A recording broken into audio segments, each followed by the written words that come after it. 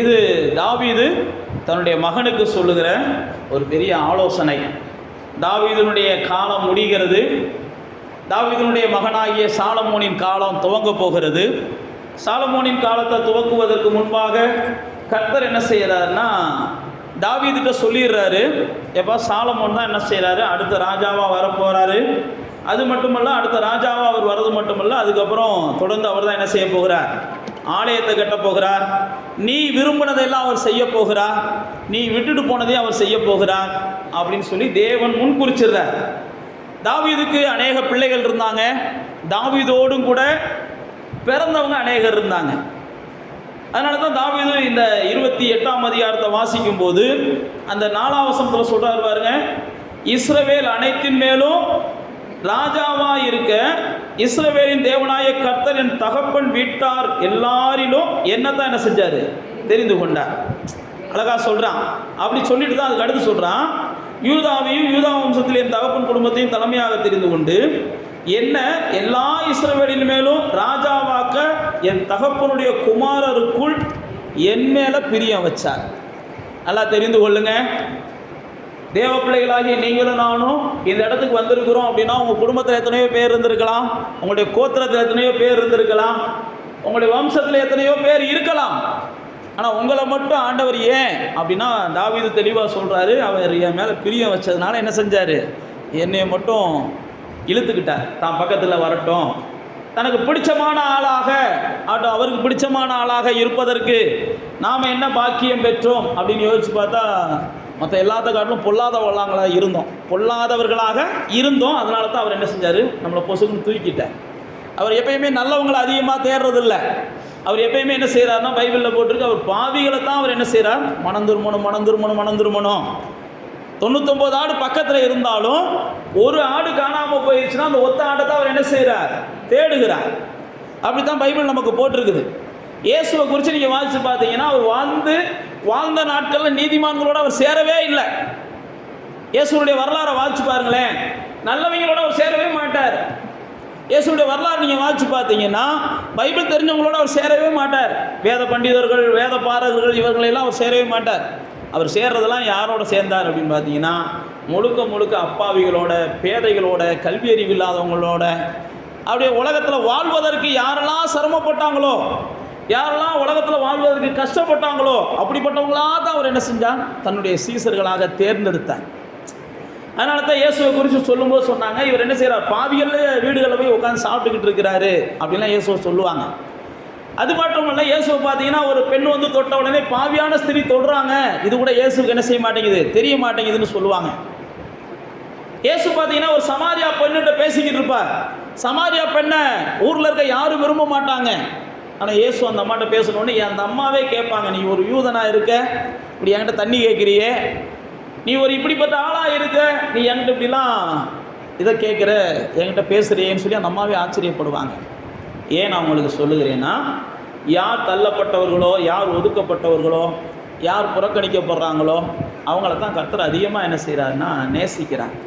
அதனால தான் தாவீதுனுடைய வாழ்க்கையை எடுத்து பார்த்தீங்கன்னா, தாவீதுனுடைய குடும்பத்தில் 3 பேர் பட்டாளத்தில் இருந்தாங்கன்னு பைபிளில் போட்டிருக்கு. அன்னைக்கு இருந்த பட்டாளத்தில், இராணுவத்தில் இருந்திருக்கிறாங்க. ஆனால் இராணுவத்தில் இருந்தவங்களெல்லாம் கர்த்தர் என்ன செய்யலை, தேடி போய் நீ ராஜாவா வாடான்னு கூப்பிடல.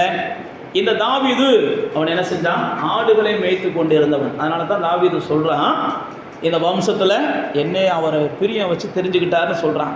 அதுக்கு அடுத்து 5ஆம் வசனம் சொல்கிறான் பாருங்க, கர்த்தர் எனக்கு அநேக குமாரனை கொடுத்திருக்கிறார், ஆனாலும் இஸ்ரவேலை ஆளும் கர்த்தருடைய ராஜ்ய பாரத்தின் சிங்காசனத்தில் உட்காருவதற்கு அவர் என்னுடைய குமாரர்கள் எல்லாரிலும் என் குமாரனாகிய சாலமோனை தெரிஞ்சுக்கிட்டாரு அப்படின்னு சொல்லி அவர் சொல்கிறார். எனக்கு நிறையா குமாரர்கள் இருக்கிறாங்க. எனக்கு நிறையா குமாரர்கள் இருந்தாலும் தேவன் யாரை தான் நேசித்தார், சாலமோனை தான் நேசித்தார். சாலமோனுடைய ஜஸ்ட்டு வரலாறை பார்த்தீங்கன்னா, கொஞ்சம் முந்தி பார்த்தீங்கன்னா, அவங்க தாயார் என்ன செய்வாங்க, அவங்க இன்னொருத்தருடைய மனைவி, தாவீதோட மனைவி கிடையாது, இன்னொருத்தவங்க மனைவி. அந்த இன்னொருத்தவங்க மனைவிக்கு தாவீது அநியாயம் செஞ்சிருவார். புருஷன் உயிரோடு இருக்கும்போதே அந்த அம்மாவை என்ன செய்வார், கூப்பிட்டு வந்துடுவார். புருஷன் உயிரோடு இருக்கிறது பிடிக்காம புருஷனை கொலை செஞ்சிருவார். எல்லாம் தாவீது செய்வார். அந்த அம்மா அவ்வளவு நிந்தையை சுமந்த அந்த அம்மா பத்சேபாள் அந்த வயிற்றில் பிறந்த குழந்தையை தான் ஆண்டவர் நேசிச்சார்னு பைபிளில் போட்டிருக்கு. சாலமோன் பிறந்தபோது ஆண்டவர் அவன் மேலே என்ன செஞ்சாராம்? அன்பாக இருந்தாராம். அப்போ இந்த பூமியில் இருக்கிற ஜனங்கள் எல்லாம் நம்ம ஒன்றை புரிந்து கொள்ளணும். ஆண்டவர் என்னை நேசிப்பதற்கு முதல் காரணம், நான் ஆகாதவனாக இருந்ததுனால தான் அவர் என்ன செஞ்சார்? என்னை நேசித்தார். நான் நல்லவனாக இருக்கிறதுனால அவர் என்ன செய்யலை? என்னை நேசிக்கலை. நான் ஒரு வகையில் பாவியாக இருந்தேன், அல்லது நான் பலவீனனாக இருந்தேன், ஏதோ ஒரு வகையில் இந்த பூமியில் வாழ்வதற்கு நான் போராடுகிறவனாக இருந்தேன். இதனால தான் தேவன் முதல்ல என்ன செய்தார்? நேசித்து தெரிந்து கொண்டார். அதனால் இங்கே வந்திருக்கிற நாம் யாரும் நம்மை குறித்து பெருமை பாராட்டுறதுக்கு ஒன்றுமே இல்லை. நம்முடைய மேன்மைன்றது யாரு தான்? ஆண்டவர் தான் நம்முடைய மேன்மை. அதனால தான் பவுல் அப்போஸ்தலன் சொல்லும்போது சொல்கிறான், நான் என்ன செய்கிறேன்? அவரை சிலுவையில் அறையப்பட்ட அவரை குறித்து தான் நான் மேன்மை பாராட்டுறேன் அப்படின்றான். தாவீது சொல்லும்போது சொல்லுவான், நான் என்ன செய்கிறேன்? ரதங்களை குறித்து மேன்மை பாராட்டலை, குதிரைகளை குறித்து மேன்மை பாராட்டலை, அவர் நான் என்ன செய்கிறேன்? கர்த்தரை குறித்து தான் மேன்மை பாராட்டுறேன்பா. எரேமியாவில் நீங்கள் வாசிச்சு பார்த்தீங்கன்னா ஆண்டவர் சொல்வார், ஞானி தன் ஞானத்தை குறித்து மேன்மை பாராட்டாத, பலவான் தன்னுடைய பலத்தை குறித்து மேன்மை பாராட்டாத, ஐஸ்வர்யவான் தன் ஐஸ்வர்யத்தை குறித்து மேன்மை பாராட்டாத, நீ கர்த்தரை அறிஞ்சிருந்தேன்னா நீ மேன்மை பாராட்டு. அப்படி தான் சொல்லுவார். கர்த்தரை அறிகிற அறிவு இல்லாமல் நீ ஐஸ்வர்யவானாக இருந்தால் நீ மேன்மை பாராட்டுனா முட்டாள் அப்படின்றாரு. கர்த்தரை அறிகிற அறிவு இல்லாமல் ஒருவேளை நீ பலசாலியாக இருக்கலாம், மேன்மை பாராட்டினா கோழியாத்து மாதிரி என்ன செஞ்சிருவேன்? செத்து போயிடுவேன். அப்போ கர்த்தரை அறிகிற அறிவை உடையவர்கள் நம்மகிட்ட எதுவுமே இல்லைனாலும் நம்ம மேன்மை பாராட்டக்கூடிய தகுதியையும் உரிமையும் தேவன் நமக்கு என்ன செஞ்சுருக்கிறான்? தந்திருக்கிறான். அதனால் கர்த்தரை அறிஞ்சிருக்கிறவங்க நாம் எப்பயுமே என்ன செய்யணும்? சந்தோஷமாக இருக்கணும், மேன்மை பாராட்டணும். எனக்கு கர்த்தர் இருக்கிறார், அது போதும்னு சொல்லி. அதனால தான் தாவீது தன்னுடைய மகனை பார்த்து சொல்லும்போது இந்த வார்த்தையை சொல்கிறான், எப்பா உனக்கு நான் ராஜாங்கத்தை கொடுத்துட்றேன், உனக்கு நான் சிங்காசனத்தை கொடுத்துட்றேன், உனக்கு எல்லாத்தையும் நான் கொடுத்துட்டு போகிறேன், பொண்ணை கொடுக்குறேன், பொருளை கொடுக்குறேன், உனக்கு வேண்டியதெல்லாம் கொடுக்குறேன். எல்லாத்தையும் நான் கொடுத்தாலும் தேவன் இல்லை அப்படின்னா நான் எல்லாத்தையும் கொடுத்துருந்தாலும் நீ என்ன செய்ய மாட்டேன்? உருப்பட மாட்டேன்ற இடத்துல அவன் பேசுகிறான். தேவ பிள்ளைகளாகிய நானும் நீங்களும் நம்முடைய பிள்ளைகளுக்கு எல்லாத்தையும் கொடுக்கலாம், தப்பு கிடையாது. ஆனால் தேவனை கொடுக்கலைன்னா நம்முடைய பிள்ளைகளுக்கு நம்ம எல்லாத்தையும் கொடுத்துருந்தாலும் அந்த பிள்ளைகள் என்ன செய்ய மாட்டாங்க? நம்ம எதிர்பார்க்கிற சக்ஸஸ் லைஃப் வாழவே மாட்டாங்க. நம்ம எதிர்பார்க்கிற, நம்ம விரும்புகிற, அல்லது நம்முடைய பிள்ளைகள் விரும்புகிற அந்த உயரத்தை அவங்களால தொட முடியாது. அதனால தான் தேவ பிள்ளைகளாகி நமக்குள்ளே தெரியணும், நம்முடைய பிள்ளைகளுக்கு எல்லாத்தையும் கொடுக்க தெரிஞ்ச நமக்கு நம்முடைய பிள்ளைகளுக்கு தேவனை பற்றிய அறிவையும் என்ன செய்யணும்? கொடுக்கணும். தேவனை பற்றிய அறிவை ஏலி தன்னுடைய பிள்ளைகளுக்கு கொடுக்காததுனால தான் பைபிளில் போட்டிருக்கு ஏலியின் பிள்ளைகள்லாம் செத்து போனாங்கன்னு பைபிளில் போட்டிருக்கு. தேவனை பற்றிய அறிவை ஏலி ஒரு பெரிய வேத வல்லுநன், ஒரு பெரிய ஆசாரியன், பெரிய ஊழியக்காரர். ஏலி தேவ சத்தத்தை கேட்கக்கூடியவன். ஏலி ஒரு நியாயாதிபதியாக இருந்தான். நியாயாதிபதினா ஒரு ராஜாவுக்கு சமமாக இருந்தான். அவனுடைய பிள்ளைகளுக்கு அவன் என்ன செய்யலை? ஆண்டவரை பற்றி சொல்லவே இல்லை. நானும் நீங்களும் நல்லா யோசிச்சு பாருங்க. நம்முடைய பிள்ளைகளுக்கு பெரியப்பா எவ்வளோ மோசமானவர்னு சொல்லிக் கொடுக்குறோம், நம்முடைய பிள்ளைக்கு அத்தை எவ்வளோ மோசமானவங்கன்னு சொல்லிக் கொடுக்குறோம். யோசிச்சு பாருங்க. சொல்லிக் கொடுக்காதவங்க இருந்தீங்கன்னா பாக்கியவான்கள் தான். சொல்லிக் கொடுக்குறவங்கள தான் நான் சொல்கிறேன். ஆனால் நம்முடைய பிள்ளைகளுக்கு நம்ம இயேசு எவ்வளோ நல்லவர்ன்றதை என்ன செய்யணும்? சொல்லிக் கொடுக்கல அப்படின்னா அந்த இரத்தப்பழி நம்ம மேலே வரும். நாளைக்கு அந்த பிள்ளைகள் கெட்டு போனாலும் சரி, நாளைக்கு அந்த பிள்ளைகள் வாழ்க்கையில் ஜெயிக்க முடியாமல் போனாலும் அதுக்கு நம்ம தான் காரணமாக இருப்போம். அதனால தான் தாவீது பாருங்க, எல்லாத்தையும் கொடுத்துட்றான். எல்லாத்தையும் கொடுத்துட்டு நீ தான்ப்பா ராஜாவாக போகிறேன்னு சொல்லிட்டு தான் அந்த 9ஆம் வசனத்தில் சொல்கிறான், என் குமாரனாகிய சாலமோனே, நீ உன் பிதாவின் தேவனை அறிந்து அவரை உத்தம இருதயத்தோடு உத்தம மனதோடு சேவி. கர்த்தர் எல்லாருடைய இருதயங்களையும் ஆராய்ந்து நினைவுகளின் தோற்றங்களை எல்லாம் அறிந்திருக்கிறார். நீ அவரை தேடுனா உனக்கு தென்படுவார், நீ அவரை விட்டுட்டேன்னா அவர் உன்னை என்னைக்கு என்ன செஞ்சிருவார்? விட்டுருவார் அப்படின்னு சொல்லி அழகான அற்புதமான அந்த வார்த்தைகளை தன்னுடைய குமாரனுக்கு தாவீது சொல்லுகிறதை பார்க்கிறோம். அப்போ தேவ பிள்ளைகளே, நம்முடைய தேவனை நீங்களும் நானும் முதல் என்ன செய்யணும்? அவர் எப்படிப்பட்டவன் அறியணும். நாம் அறிஞ்சால் தான் நம்முடைய பிள்ளைகளுக்கு என்ன செய்ய போகிறோம்? சொல்ல போகிறோம். நமக்கு தேவனை பற்றிய அறிவு இருந்தால் தான் நம்முடைய பிள்ளைகளுக்கு நாம் என்ன செய்ய போகிறோம்? சொல்லிக் கொடுக்க போகிறோம். நமக்கே தேவனை பற்றிய அறிவு இல்லைன்னா நம்ம பிள்ளைகளுக்கு நம்ம என்ன செய்ய மாட்டோம்? சொல்லிக் கொடுக்க மாட்டோம். நீங்கள் வேதத்தில் வாசித்து பார்த்தீங்கன்னா ஆபிரகாம் தான் தூங்கும் போதும் தன் பிள்ளைகளுக்கு இயேசுவை பற்றிய கதையை தான் சொன்னான். தேவனை பற்றிய கதையை தான் சொல்லுவான். ஈசாக்கு தான் பிள்ளைகளுக்கு தூங்கும் போதெல்லாம், நேரம் கிடைக்கும் போதெல்லாம் தேவனை பற்றிய கதைகளை சொல்லுவான். யாக்கோபும் அப்படி தான் இருந்தான். மோசையினுடைய தாய் அப்படித்தான் மோசையை வளர்த்தாங்க. எல்லாம் நீங்கள் வேதத்தில் நீங்கள் வாசிச்சு பார்த்தீங்கன்னா தெரியும். ஏன் நான் உங்களுக்கு சொல்லுகிறேன் அப்படின்னா, இப்படியெல்லாம் இவங்க சொல்லிக் கொடுத்து வளர்த்ததுனால தான் அவர்கள் தேவனை அறிகிற அறிவை பெற்று கொண்டார்கள். தேவனை அறிகிற அறிவு இல்லாமல் நானும் நீங்களும் தேவனை என்ன செய்ய முடியாது, சேவிக்க முடியாது. தேவனை அறியணும். தேவன்னா யார், தேவன்னா எப்படிப்பட்டவர், தேவனை நாம் சென்றடைவதற்கான வழிகள் என்ன, தேவனை நாம் கண்டுகொள்வதற்கான வழிகள் என்ன, தேவனை நாம் தேடுவதற்கான வழிகள் என்ன, தேவன் எதெல்லாம் செய்தால் பிரியப்படுகிறார், தேவனுடைய ஆசீர்வாதத்தை பெற்றுக்கொள்வதற்கு நாம் என்னெல்லாம் செய்யணும்னு தேவன் விரும்புகிறார், இதெல்லாம் நம்ம தேவனை பற்றி தெரிந்து கொள்ளணும். நாம் சாதாரணமாக போய் ஆலயத்தில் உட்காந்துட்டு வந்தால் நமக்கு எல்லாம் கிடைக்கும் நம்ம நினைக்கக்கூடாது. நாம் தேவனே அறிகிற அறிவில் வளர்ந்தால் தான் நம்முடைய வாழ்க்கையின் ஆசீர்வாதங்கள் பெருகும். தேவனே அறிகிற அறிவு தான். அதனால தான் தாவீது தன்னுடைய மகனை பார்த்து அந்த 1 நாளாகமம் 28 சொல்கிறான், என் குமாரனாகிய சாலமோனே, உன் தேவனை என்ன செஞ்சுக்கோ, அறிஞ்சுக்கோ, உன் தேவனை அறிஞ்சுக்கோ. அதுக்கடுத்து அவன் சொல்லும்போது சொல்கிறான், உன் தேவனை அறிந்தது மாத்திரமல்ல, நீ அவர் என்ன செய்ய, உத்தம இருதயத்தோடும் உற்சாக மனதோடும் செய். நல்லா தெரிந்து கொள்ளுங்க, தேவனை அறிஞ்சவங்க நாம் என்ன செய்யணும், ஆமாம், அவரை சேவிக்கிறதுக்கு கொஞ்சம் சந்தோஷமாக சேவிக்கணும், சங்கடமாக சேவிக்கக்கூடாது. அதனால தான் அவர் சொல்கிறார், அப்படி சங்கடமாக சேவிக்கிறத அவர் விரும்ப மாட்டார். நீங்களும் நானும் வருத்தத்தோடு சேவிக்கிறத அவர் விரும்ப மாட்டார். ஐயோ ஆலயத்துக்கு போகணும்னா வருத்தமாக இருக்குன்னு யார் நினச்சிங்கனாலும் நீங்கள் ஆலயத்துக்கு உங்களுக்கு என்ன செய்யாது, பிரயோஜனம் இல்லாமல் போயிடும். ஆலயத்துக்கு போயிட்டு வர்றதுக்குள்ளே நான் பாடாப்படுறேன்னு நீங்கள் நினச்சிங்கன்னா, மறுபடியும் சொல்லுகிறேன், ஆலயத்துக்கு போகிறதுக்காக நான் என்ன இழந்தாலும் பரவாயில்ல, இந்த ஆண்டவரை தேடுவதற்காக நான் என்ன கஷ்டப்பட்டாலும் பரவாயில்ல, ஒரு இலவச மிக்சி வாங்கணுன்றதுக்காக நான் எவ்வளோ கஷ்டப்பட்டேன்றது கடவுளுக்கும் தெரியும், எனக்கும் தெரியும். அந்த நேரத்தில் ஒரு சாதாரண இதுக்கு சொல்கிறேன், சாதாரண ஒரு எடுத்துக்காட்டுக்கு சொல்கிறேன். ஆனால் இந்த தேவ சமூகத்துக்கு வரும்போது வருகிற எல்லா கஷ்டங்களையும் நான் என்ன செய்யணும், சந்தோஷமாக எடுத்துக்கணும், பரவாயில்ல. அதனால தான் இங்கே தாவீது சொல்லும்போது சொல்கிறான், நீ தேவனை தேடுறதா இருந்தால் உற்சாகமான மனசோட தேடு. அவரை சேவிக்கும் போது விருப்பத்தோடு சேவிக்கணும், ஆசையாக அவருடைய சமூகத்தை நாடணும். ஐயோ காலையில் எந்திரிச்சு 5 மணிக்கு வேறு ஜோம் பண்ண வேண்டியிருக்கே அப்படின்னு அழுதுகிட்டே ஜோம் பண்ணிங்கன்னா நேரமாகுது, அதாகுது, இதாகுதுன்னு சொல்லக்கூடாது.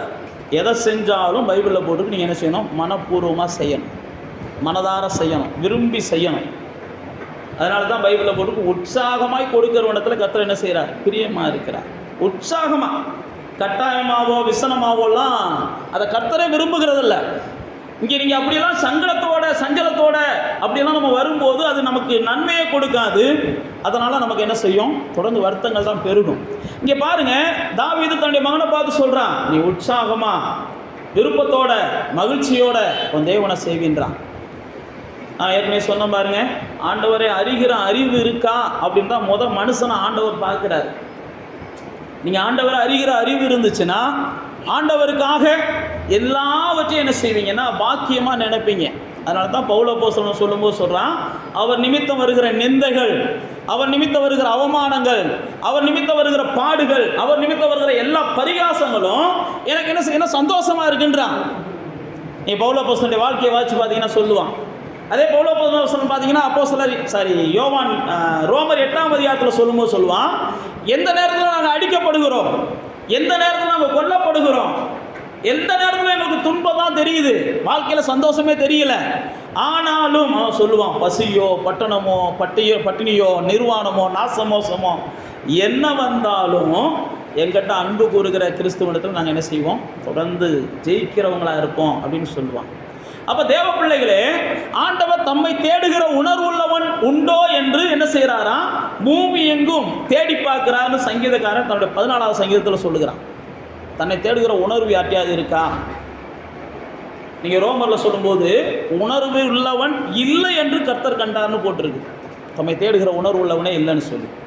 அதனால தான் இங்கே தாவீது தன்னுடைய மகனுக்கு சொல்லும்போது சொல்கிறான், எப்பா, ஒரு மனுஷனுக்கு கர்த்தருக்கு இன்னொரு மனுஷனை பற்றி சொல்ல வேண்டிய அவசியம் இல்லை. எல்லா மனுஷனுடைய நினைவுகளையும் அவர் அறிஞ்சிருக்கிறார், எல்லா மனுஷனுடைய யோசனைகளையும் அவர் அறிஞ்சிருக்கிறார். அதுதான் அவர் அங்கே சொல்கிறார் 9ஆம் வசனத்தில், உற்சாக மனதோட சேவி, கர்த்தர் எல்லா இருதயங்களையும் ஆராய்ந்து நினைவுகளின் தோற்றங்களை எல்லாம் அறிந்திருக்கிறார். நீ உற்சாகமாக சேவிக்கிறியா அல்லது உற்சாகம் இல்லாமல் ஆண்டவரை தேடுறீங்களான்றது கர்த்தருக்கு தெரியும். யாரும் சொல்லியெல்லாம் கொடுக்க தேவையில்லை. பாஸ்டர் என்னை பார்த்தா உங்களுக்கு எப்படி தெரியுது, உற்சாகமாக தெரியலையா அப்படின்னு நீங்கள் சொல்லலாம். நான் உங்களுக்கு சர்டிஃபிகேட் கூட கொடுக்கலாம், ஆமாம் நீங்கள் உற்சாகமாக தான் தேடுறீங்கன்ட்டு. ஆனால் நான் கொடுக்குற சர்டிஃபிகேட்டில் உங்களுடைய இருதயம் எப்படிப்பட்டது அவருக்கு தான் தெரியும். அவர் தான் அதை பார்த்து தான் உங்களுக்கு சர்டிஃபிகேட் கொடுக்கலாம். பரவாயில்ல, பாஸ்டர் பாராட்டிட்டான்றதுக்காக கர்த்தர் என்ன செய்ய போகிறதில்ல, பாஸ்டருக்கு வேணால் ஒரு பொட்டு கொடுப்பாரு. இன்னும் என்ன செய்கிற, மனுஷன் முகத்தை பார்க்குறான், கர்த்தர் தான் என்ன செய்கிறார், இருதயத்தை பார்க்குறாருன்னு சாமுவேல் மாதிரி என்ன செய்வார். புரியுதா உங்களுக்கு? இதெல்லாம் ஆண்டவர் சாமுவேலை பார்த்து சொன்னார். மனுஷன் தான் முகத்தை பார்க்குறான்ப்பா, ஆனால் கர்த்தர் என்ன செய்கிறாரு, இருதயத்தை பார்க்குறார். நீ முகத்தை பார்த்த உடனே என்ன செய்கிற, இவன் நல்லா இருக்கான், இவன் நல்லவன், இவன் நல்லவன், இவன் நல்லவன் நீயா தீர்மானிக்கிற. இவன் தகுதியானவன், இவன் தகுதியானவன், இவன் தகுதியானவன் நீயா தீர்மானிக்கிற. சாமுவேலை பார்த்து ஆண்டவர் சொல்லுவார், இல்லை இவங்களனா நான் புறக்கணிச்சிட்டேன் பாரு, இல்லைப்பா இவங்கள தகுதி இல்லாதவங்க பாம்பார். சில நேரத்தில் மனுஷன் வந்து இவங்களை தகுதியானவேன்னு சொல்லுவான், தேவன் வந்து அவனை என்ன செய்ய மாட்டார், தகுதியானவனா ஏற்றுக்கிற மாட்டார். சில நேரத்தில் மனுஷன் தகுதி இல்லாதவன்னு சொல்லுவான், கர்த்தர் பார்த்து அவனை தான் என்ன செய்வார், தகுதியானவனை தூக்கி வைப்பார். அதெல்லாம் கர்த்தருடைய செயல்கள்லாம் நம்மளால் என்ன செய்ய முடியாது, அவரை சீக்கிரத்தில் நிதானிக்க முடியாது. அதனால தான் நம்ம என்ன செய்கிறோம், கர்த்தருடைய சத்தத்தின்படி போக ஆரம்பிக்கிறோம். இங்கே பாருங்க, தாவீது தன்னுடைய மகனை பார்த்து சொல்கிறான், கர்த்தருக்கு யாரும் சாட்சி கொடுக்க தேவையில்லை, கர்த்தர் எல்லாருடைய இருதயங்களையும் அறிஞ்சிருக்கிறார், எல்லாருடைய நினைவுகளையும் அறிஞ்சிருக்கிறார் அப்படின்னு சொல்லிட்டு தான் அடுத்த வசனத்தை தான் இன்றைக்கி நம்ம தியானத்துக்கு எடுத்துக்கொள்ள போகிறோம். என்ன சொல்கிறான், நீ அவரை என்ன செய்யணும், தேடுனா உனக்கு தென்படுவார். நீ கர்த்தரை தேடுனால் உனக்கு தென்படுவார். நீ அவரை விட்டுட்டேன்னா அவர் என்ன செஞ்சிருவார், உன்னை விட்டுட்டு ஒதுக்கிடுவார். நீ தேவையில்லைன்னு நினச்சினா ஓகே பாய் அப்படின்னு அவர் சொல்லிடுவார். நீ அவருக்கு தேவைன்னு நினச்சேன்னா நல்லா தெரிஞ்சுக்கோங்க, அவர் எனக்கு தேவைன்னு நீங்கள் நினச்சிங்கன்னா நீங்கள் எழும்புறதுக்கு முன்னாடி அவர் வந்து உட்காந்துருப்பார். அவர் நீங்கள் தேவையில்லை அப்படின்னு நினச்சிங்கன்னா நீங்கள் பாய் சொல்கிறதுக்கு முன்னாடி அவர் பாய் சொல்லிட்டு என்ன செய்வார், ஓகே என்ஜாய் பண்ணு, நான் இருந்தால் சந்தோஷமாக இருப்பேனா இருக்கேன், நான் இல்லைனாத்தே நீ சந்தோஷமாக இருப்பேனா ரைட், நான் என்ன செய்கிறேன், எனக்கு மொத்தம் என்ன தான் முக்கியம், நீ சந்தோஷமாக இருக்கணும், நான் இல்லைனா தான் சந்தோஷமாக இருப்பியா அப்படின்னு அவர் ஒதுக்கிடுவார். இங்கே தாவீது அதுதான் தன்னுடைய மகனை பார்த்து சொல்கிறான், உனக்கு ராஜாங்கம் கொடுத்தாச்சு, ராஜ்யபாரம் கொடுத்தாச்சு, எல்லாத்தையும் நான் ரெடி பண்ணி கொடுத்தாச்சு, ஆனால் நீ தேவனை தேடுனா தான் இதெல்லாம் உனக்கு நிலைக்கும். தேவனை நீ தேடணும், தேவனை நீ உற்சாகமாக சேவிக்கணும் அப்படின்ற இடத்துக்கு அவன் கொண்டு வந்து நிறுத்துகிறதை பார்க்கிறோம். அப்போ தேவ பிள்ளைகளாகிய நீங்களும் நானும் நல்லா தெரிந்து கொள்ளணும், தேவனை இந்த நாட்களில் தேடுனா நிச்சயமாக அவர் என்ன செய்கிறார், நமக்கு தென்படுகிறார். தேவனை தேடினால் அவர் நமக்கு தென்படுகிறார். தேவனை தேடுகிறவர்களுக்கு பைபிளில் போட்டிருப்பாருங்க, சங்கீதக்காரன் 34 சொல்கிறான் பாருங்க, அவருக்கு எந்த நன்மை என்ன செய்யாது, குறைவுபடாது. நான் அவரை தேடினேன், அவர் எல்லா பயத்துக்கும் என்ன செஞ்சார், நீங்களாக்கி விடுதலை ஆக்கினார். இந்த சங்கீதம் 34 எடுங்களேன், நாம் எல்லாரும் அறிந்திருக்கிற நல்ல அற்புதமான சங்கீதம். அப்போ சங்கீதக்காரன் தன்னுடைய சங்கீதத்தில் தேவனை தேடுகிறதை குறித்த ஒரு முக்கியத்துவத்தை அவன் சொல்லுகிறதை பார்க்கிறோம். அவன் முக்கியத்துவத்தை அவன் சொல்லும்போது அவன் என்ன செய்யறான்னா, அந்த 4ஆம் வசனத்தில் சொல்றான் பாருங்க, நான் கர்த்தரை தேடினேன், அவர் எனக்கு என்ன செஞ்சாரு, செவி கொடுத்து என்னுடைய எல்லா பயத்துக்கும் என்ன நீங்களாக்குனார். அப்போ நீங்கள் கர்த்தரை தேடினா தான் நல்லா தெரிஞ்சு கொள்ளுங்க, உங்கள் பயங்கள்லாம் நீங்கும். கர்த்தரை தேடாதவங்க வேதத்தின்படி அவங்க பயங்கள் நீங்காது.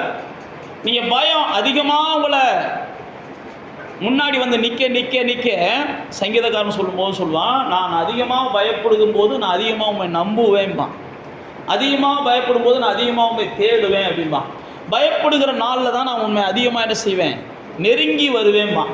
இங்கே சங்கீதக்காரன் அர்த்தம் சொல்கிறான், எல்லா பயத்துக்கும் ஆண்டவர் நீங்களாக்குகிறார். யாரை, அவரை தேடுறவங்களை, எல்லா பயத்துக்கும் நீங்களாக்குகிறார். அதுக்கு அடுத்த வசனத்தை சொல்கிறேன் பாருங்க, அவருக்கு நோக்கி பார்த்தேன், அவங்க முகம் என்ன செஞ்சு பிரகாசம் அடைஞ்சு, அவங்க யாரும் என்ன செய்யலை, வெட்கப்பட்டு போகலை. அப்போ அவரை நோக்கி பார்க்குறவங்க பிரகாசம் அடைகிறாங்க, அவங்க தேடுறவங்க பிரகாசம் அடைகிறாங்க. அடுத்த வசனத்துலேயே அவன் சொல்கிறான் பாருங்க, அந்த ஏழை கூப்பிட்டான், கர்த்தர் கேட்டு அவன் எல்லா இடுக்கண்களுக்கும் என்ன செஞ்சார், நீங்களாக்கி விடுதலை ஆக்கினார். அப்போ நீங்கள் தேடும்போது, கூப்பிடும்போது, நோக்கி பார்க்கும்போது அப்படியே ஆண்டவருடைய கண்கள் என்ன செய்யுதுன்னா உங்களுக்கு உதவி கொண்டே இருக்கிறது. அவருடைய கைகள் உங்களுக்காக செயல்பட்டு கொண்டே இருக்கிறது. அவருடைய கால்கள் உங்களுக்காக என்ன செஞ்சுக்கிட்டே நடந்து கொண்டே இருக்கும். ஆனால் நீங்கள் மட்டும் என்ன செய்யணும், அவரை தேடுகிறவர்களாக இருக்கும். அதுதான் தன்னுடைய மகனுக்கு தாவீது சொல்லுகிறான், நீ அவரை தேடு போதும், நீ அவரை தேடு போதும், நீ அவரை தேடு போதும். அப்போ தேவ பிள்ளைகளாகிய நீங்களும் நானும் நல்லா தெரிந்து கொள்ளுங்க, தேவனை தேடினால் மாத்திரமே எல்லா இடுக்கண்களுக்கும், எல்லா நெருக்கங்களுக்கும், எல்லா சூழ்ச்சிகளுக்கும், நமக்கு மறைவாய் வைக்கப்படுகிற கண்ணிகளுக்கும், நமக்கு எதிரிகளால் வருகிற எல்லா வகையான போராட்டங்களுக்கும் நாம் தப்ப முடியும். இதைத்தான் இந்த சங்கீதம் 30 இந்த நாள்லேயே அவன் வந்து அந்த நம்ம ஏற்கனவே சொன்ன வசனத்தை அந்த 10ஆம் வசனத்தில் சொல்கிறான் பாருங்க, கர்த்தரை தேடுறவங்களுக்கு ஒரு நன்மையும் என்ன செய்யாது, குறைவுபடாது அப்படின்னு சொல்லிட்டு அந்த 15ஆம் வசனத்துக்கு வந்தீங்கன்னா, கர்த்தருடைய கண்கள் அவங்க மேலே நோக்கமாக இருக்கிறது, அவருடைய செவிகள் அவருடைய கூப்பிடுதலுக்கு என்ன செஞ்சிருக்கு, திறந்திருக்குது. அப்படின்னா என்னன்னா, எப்படா கூப்பிடுவாங்கன்னு கர்த்தர் காத்திருக்கிறார், எப்படா தேடுவாங்கன்னு கர்த்தர் காத்திருக்கிறார். அப்போ அந்த பாருங்க 17ஆம் வசனத்தில் போட்டிருக்காரு பாருங்க, நீதிமான்கள் கூப்பிடும் போது கர்த்தர் கேட்டு அவர்களை அவர்களுடைய எல்லா உபத்திரவங்களுக்கு என்ன செய்கிறார், நீங்களாக்குகிறார். அப்போ தேவ பிள்ளைகளாகி நீங்களும் நானும் உபத்திரவம் நீங்கணும், பயம் நீங்கணும், நெருக்கம் நீங்கணும், என்னதான் நம்ம வாழ்க்கையில் நம்ம விரும்பாததெல்லாம் மாறணும் அப்படின்னா நம்ம என்ன செய்ய வேண்டியிருக்கு, அவரை தேடுகிறவர்களாக இருக்க வேண்டியிருக்கு. இதை தான் சங்கீதம் 34 அவன் சொல்லுகிறான். நீங்கள் தேவனை தேடுங்க தேடுங்க தேடுங்க. 19ஆம் வசனத்தில் சொல்லும்போது சொல்ல பாருங்க, நீதிமான்களுக்கு வருகிற துன்பங்கள் அநேகமாக இருக்கும், கர்த்தர் தான் அவங்க எல்லாத்துல இருந்தும் அவனை விடுதலையாக்குவார். நீதிமான்களுக்கு துன்பம் வராதுன்னு பைபிள் சொல்லலை. நீதிமான்களுக்கு என்ன செய்யுமா, துன்பம் தான் அதிகமாக வருமா. தேவனை தேடுறவங்களுக்கு துன்பம் அதிகமாக வரும், தேவனை விசுவாசிக்கிறவங்களுக்கு பாடுகள் வரும், தேவனோட கூட நடக்க விரும்புகிறவங்களுக்கு போராட்டங்கள் வரும். ஆனால் வேதம் சொல்லுது, இதெல்லாம் நீங்குவதற்கு அவர் தான் உதவணும். அதெல்லாம் நீங்குவதற்கு நீங்களாம் என்ன செய்யக்கூடாது, முயற்சி பண்ணக்கூடாது. நீங்களா சில முயற்சிகளை பண்ணி இந்த பிரச்சனையை கொஞ்ச நாளைக்கு முடிச்சு வைக்கிறேன், கொஞ்ச நாள் தள்ளி வைக்கிறேன், போராட்டத்தை கொஞ்ச நாள் தள்ளி வைக்கிறேன்னு நினச்சிங்கன்னா அது கொஞ்ச நாள் கழிச்சு திரும்ப உயிரடையும், முழு பலத்தோட உயிரடையும். ஆனால் அது நீங்கணும்னு தான் கர்த்தர் விரும்புகிறார். அதனால தான் சொல்கிறார் பாருங்க, எல்லா உபத்திரவத்திலிருந்தும் அவனை என்ன செஞ்சார், விடுதலையாக்கிறார். அப்போ தேவ பிள்ளைகளே, நீங்களும் நானும் இந்த நம்ம தாவீதுனுடைய வார்த்தையின் பிரகாரம் நம்ம என்ன செய்யணும்னா, நமக்கு எல்லாமே சாதகமாக இருந்தாலும் பாதகமாக இருந்தாலும் எந்த சூழ்நிலையாக இருந்தாலும் நாம் தேவனை தேடினா தான் அவர் தென்படுகிறார், அவரை தேடினா தான் அவர் நமக்கு உதவி செய்கிறார், அவரை தேடினா தான் அவர் நம்மளுக்கு என்ன செய்கிறார், எல்லா வகையிலையும் ஆதரிக்கிறார். அவர் நமக்கு வேணும்னு நம்ம விரும்பினா தான், நல்லா தெரிந்து கொள்ளுங்க, அவர் வேணும்னு நீங்கள் விரும்பி அவரை தேடி அவருடைய சமூகத்தை நாடுனா தான் உங்களுடைய வாழ்க்கையில் வருகிற எல்லா சூழ்நிலைகள்லையும் நீங்கள் எதிர்பார்க்கிற முடிவுகளை ஆண்டவர் தருகிறார். நீங்கள் தேடாமல் எல்லாமே நடக்கணும் அப்படின்னா நான் மறுபடியும் சொல்லுகிறேன், அது எல்லாமே என்ன செய்யாது, நடக்காது. அது உங்களுக்கு ஏமாற்றத்தை கொடுக்கும், உங்களுக்கு தோல்வியை கொடுக்கும். தொடர்ந்து நீங்கள் என்ன செய்வீங்க, அந்த பைபிளில் சோம்பேறியினுடைய ஆசை அவனை கொல்லும்னு போட்டுருக்கு. நீங்கள் ஆசைப்படுறதுனாலே நீங்கள் என்ன செஞ்சிருவீங்க, அதை நினச்சி ஏங்கி போயிடுவீங்க. பைபிள் அப்படி தான் போட்டிருக்கு. அப்போ தேவனை தேடணும். நீங்கள் நீதிமொழிகள் புஸ்தகம் 8ஆம் அதிகாரத்துக்கு வந்தீங்கன்னா, அங்கே இயேசுவை குறித்த தீர்க்கதரிசன வசனம் தான் அந்த நீதிமொழிகள் 8ஆம் அதிகாரத்தில் போட்டிருக்குது. நீதிமொழிகள் 8ஆம் அதிகாரம் முழுவதும் இயேசுவை குறித்த தீர்க்கதரிசன வசனங்கள். அந்த நீதிமொழிகள் 8ஆம் அதிகாரத்தில் தான் அங்கே பார்த்து அழகான ஆவியானவர் அங்கே நமக்கு நிறைய காரியங்களை எழுதி வச்சிருக்கிறார். நான் உங்களுக்கு ஒரு சில காரியங்களை மாத்திரம் நான் சொல்லி ஜெபம் பண்ண விரும்புகிறேன். 8ஆம் அதிகாரத்தில் 17ஆம் வசனம் போட்டுக்கு, புதையலை தேடுகிறதை போல என்னை சிநேகிக்கிறவர்களை நான் சிநேகிக்கிறேன், அதிகாலையில் என்னை தேடுகிறவங்க என்ன செய்கிறாங்க, கண்டடைகிறார்கள் அப்படின்னு சொல்லுகிறார். அப்போ அந்த 2ஆம் அதிகாரம் 4ஆம் வசனத்தில் தான் சொல்லுவார், புதையலை தேடுகிறது போல தேடணும் அப்படின்ட்டு. இப்போ இங்கே என்ன சொல்கிறாருன்னா, என்னை தேடுகிறவர்களை நான் சிநேகிக்கிறேன், அல்லது என்னை தேடுகிறவர்கள் கண்டடைகிறார்கள். அது அதிகாலையில் என்ன தேடுறவங்க என்ன செய்கிறாங்க, கண்டடைகிறார்கள் அப்படின்னு இங்கே சொல்லுகிறத நம்ம பார்க்குறோம். நீங்கள் வீட்டில் போய் வாட்சி பாருங்கள், நீதிமொழிகள் 8ஆம் அதிகாரத்தை அவர் சொல்லும்போது சொல்லுவார், எப்பா பிரபுக்கள் இன்னைக்கு ஆளுகை செய்கிறாங்கன்னா என்னால் தான் ஆளுகை செய்கிறாங்க, ராஜாக்கள் இன்னைக்கு உங்களை வழி நடத்துகிறாங்கன்னா அது என்னால் தான் நடத்திக்கிட்டு இருக்கிறாங்க அப்படின்னு சொல்லி ஒவ்வொரு காரியத்தையும் அவர் சொல்லிட்டு வரும்போது தான் அடுத்து கீழே வந்து பார்த்தீங்கன்னா, உங்களுடைய களஞ்சியங்கள் நிரம்பணும், உங்களுக்கு ஆசீர்வாதம் வேணும், எல்லாமே வேணும் அப்படின்னா நீங்கள் முதல்ல என்ன செய்ய, எனக்கு தேடுகிறவர்களாக இருங்க. குறிப்பாக இங்கே என்ன சொல்கிறாருன்னா, அதிகாலையில் தேடுங்கன்றார். நல்லா தெரிந்து கொள்ளுங்க, அதிகாலையில் ஆண்டவரை தேடுவதை ஆண்டவர் எப்பயுமே என்ன செய்கிறாருன்னா விரும்புகிறார். ஆண்டவரை மனிதன் அதிகாலையில் என்ன செய்யணும், தேடணும். சங்கீதம் 63 எடுத்து வாட்சி பார்த்தீங்கன்னா அந்த சங்கீதக்காரன் சொல்லுவான், அதிகாலையில் நாங்கள் என்ன செய்கிறேன். சங்கீதம் 63:1 வாசிங்க. ம் ம்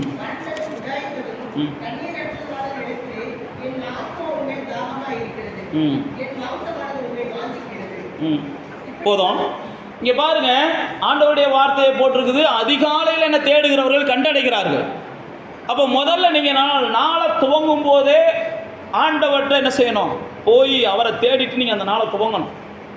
அதனால தான் அதிகாலையில் தேடுங்க அப்படின்னு நமக்கு வேதம் சொல்லுது. நீங்கள் சங்கீதக்காரனாகிய தாவீதனுடைய சக்ஸஸுக்கு காரணமே பார்த்தீங்கன்னா, அவன் பல இடங்களில் சொல்லுவான், நான் ரா முழுவதும் அப்படின்னு சொல்லுவான். பல இடங்களில் சொல்லுவான், குறித்த நேரத்துக்கு முன்னாடி நான் என்ன செஞ்சுக்கிட்டேன்? விழித்து கொள்ளுவேன். இன்னும் பல இடங்களில் சொல்லும்போது சொல்லுவான், நான் என்ன செய்வேன்னா தாகமாய் தூங்கும்போது கூட, இரவில் கூட அவரை குறித்து பாடிக்கிட்டே தூங்குவேன். இதெல்லாம் சங்கீதக்காரன் தன்னுடைய அனுபவத்தில் சொல்லுவான். அதனால தான் சங்கீதக்காரனாகிய தாவீதை ஆண்டவர் சொல்லும்போது சொல்கிறாரு, அவன் என்னுடைய இருதயத்துக்கு ஏற்றவன், என் இருதயத்துக்கு ஏற்றவன். அப்போ தேவ பிள்ளைகளாகிய நீங்கள் தேவனை தேடுவதற்கு முதல்ல என்ன செய்யணும்? காலையில் எந்திரிச்ச உடனே தேவனை தேடுற பழக்கத்துக்கு நீங்கள் வரணும். காலையில் எந்திரிச்ச உடனே தேடினீங்கன்னா அந்த நாளெல்லாம் ஆண்டவர் உங்களோடு கூட இருக்கிறத நீங்கள் உணர முடியும்.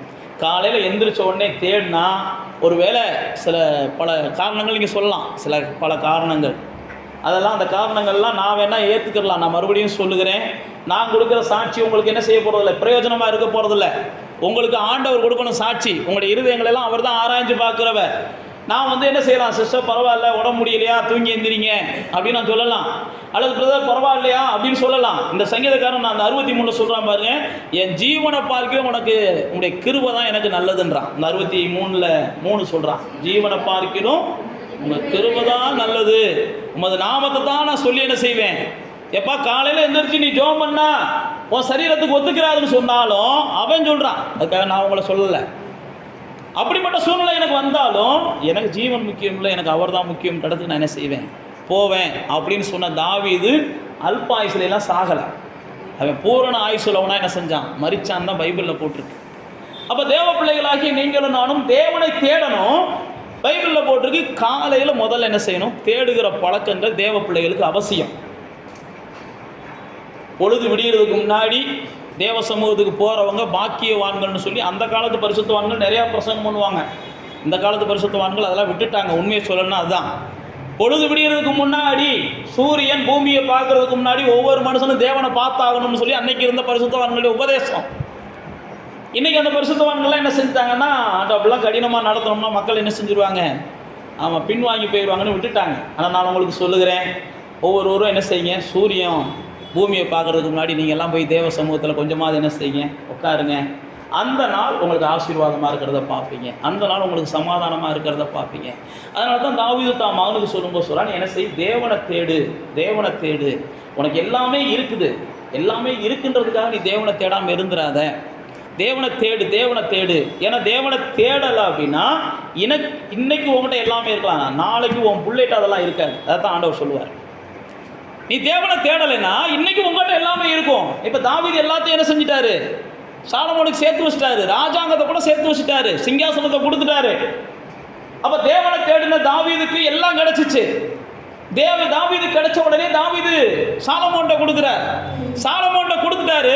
உடனே சாலமோன் என்ன செஞ்சிடக்கூடாது, எல்லாமே இருக்குல்ல, நான் ஏன் தேவனை தேடணும். சில நேரத்தில் அப்படிப்பட்ட மனநிலை வந்துடும். எல்லாமே நமக்கு சாதகமாக இருக்கும்போது எனக்குப்பா கடவுள் அப்படின்னு நமக்கு தோணும். எல்லாமே சாதகமாக இருக்கு, எனக்கு கடவுள் வேணான்னீங்கன்னா எதுவுமே இல்லாத ஒரு சந்ததிக்கு நீங்கள் என்ன செய்ய போகிறீங்க, வழிகாட்டுறீங்கன்னு அர்த்தம். ஒன்றுமே இல்லாத அடுத்து உன் பிள்ளைகள் வரப்போகிறாங்க. இதைத்தான் தாவீதுடைய வாழ்க்கையில் பார்க்குறோம். தாவீது தன்னுடைய பிள்ளைக்கு கொடுத்தான். நீங்கள் அடுத்து பார்த்தீங்கன்னா சாலமோன் சொதப்பிடுவேன்.